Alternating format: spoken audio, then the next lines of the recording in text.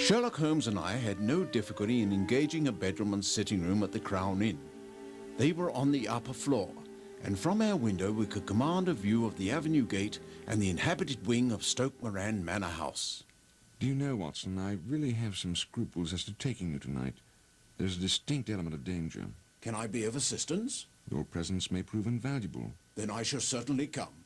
It is very kind of you. You speak of danger.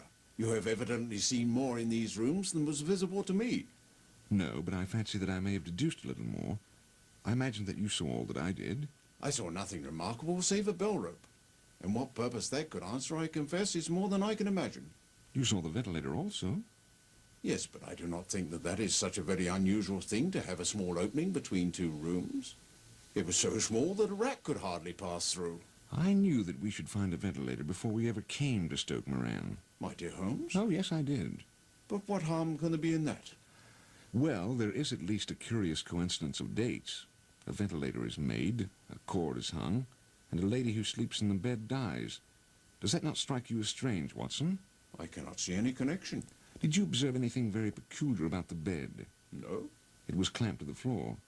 Did you ever see a bed fastened like that before? I cannot say that I have. The lady could not move her bed. It must be in the same relative position to the ventilator and the bell rope, or so we may call it, since it was clearly never meant for a bell pull. Look, Holmes, the signal from Miss Stoner. Yes, we must move swiftly now. You have your revolver, Watson? Right here, Holmes. Good. And I mustn't forget my riding crop. There was little difficulty in entering the grounds, for unrepaired breaches gaped in the old park wall. Making our way among the trees, we reached the lawn, crossed it, and were about to enter through the window, when out from a clump of bushes there darted what seemed to be a hideous and distorted child, who threw itself upon the grass with writhing limbs and then ran swiftly across the lawn into the darkness. My God, Holmes, did you see that? It is a nice household. That is the baboon. Holmes, I'm beginning to understand. It's possible that we may be in time to prevent a very horrible crime. Yes, horrible enough. When a doctor goes wrong, he can be the finest of criminals. In a few minutes, Holmes and I were in Miss Stoner's room. We had both, at Holmes' suggestion, removed our shoes. Holmes noiselessly barred the shutters and put out the lamp.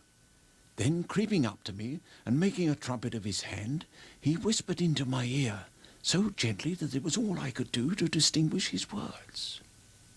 The least sound would be fatal to our plans. Right. We must sit without light. He would see it through the ventilator. Right. Do not go to sleep. Your very life may depend upon it. Have your pistol ready in case we should need it. I will sit on the side of the bed. You have the chair. I took out my revolver and laid it down on the corner of the table. Holmes sat there with his riding crop firmly in his right hand. How shall I ever forget that dreadful vigil? I could hear no sound, not even the drawing of a breath. And yet I know that my companion sat wide-eyed, even a few feet away from me, in the same state of nervous tension in which I was myself. Far away I could hear the deep tones of the parish clock, which boomed out every quarter hour. How long that seemed, those quarters. 12 struck, and 1, and 2, and 3. And we still sat, waiting silently for whatever might befall. Steady, old man. It won't be long now. Have a match ready, and when I tell you to light it, do it at once. Ready? Ready, Holmes. Light it! Did you see it, Watson? Did you see it? I saw nothing, Holmes. What can it mean, Holmes? It means that it is all over, and perhaps for the best. Have your pistol ready as we enter Dr. Wallett's room. Holmes, it's Roylott. He's dead. Yes. But what is that all wrapped round his forehead? The band, Watson. The Speckled band. Holmes, it's moving. Watch out! Excellent shot, old fellow. A snake. A swamp adder. The deadliest snake in India. He died within 10 seconds of being bitten. Mr. Holmes, Dr. Watson. Oh! Your stepfather is dead, Miss Stoner, destroyed by his own weapon of destruction. Then he did murder my sister. Yes. How did you know to watch for a snake, Holmes? It became clear to me that whatever danger threatened an occupant of the room could not come either from the window or the door. My attention was drawn to this ventilator and to the bell rope which hung down to the bed. The discovery that this was a dummy and that the bed was clamped to the floor instantly gave rise to the suspicion that the rope was there as some kind of a bridge for something passing through the hole and coming to the bed. The idea of the snake immediately occurred to me. But what of the whistle? Of course, he must recall the snake before morning light revealed it to the victim. He had it trained, probably by the use of the milk we saw, to return to him when summoned.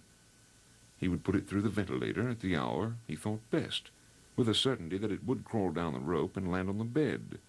It might or might not bite the occupant.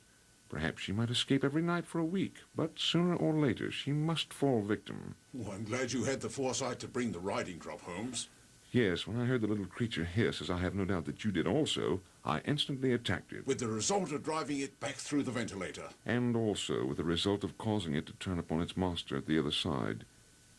In this way, I am no doubt indirectly responsible for Dr. Roylett's death, and I cannot say that it is likely to weigh very heavily upon my conscience. The Adventures of Sherlock Holmes, with B. Harold Moore as Sherlock Holmes and Robin Sylvester as Dr. Watson, from the original Sir Arthur Conan Doyle story, The Adventure of a Speckled Band, adapted by Ron Richo. Also in the cast, Cheryl Di Gregorio, Mario Di Gregorio, Ann Brayson, and Michael Donegan. The recording engineer was Emmett Sinyard, directed by Ron Richo.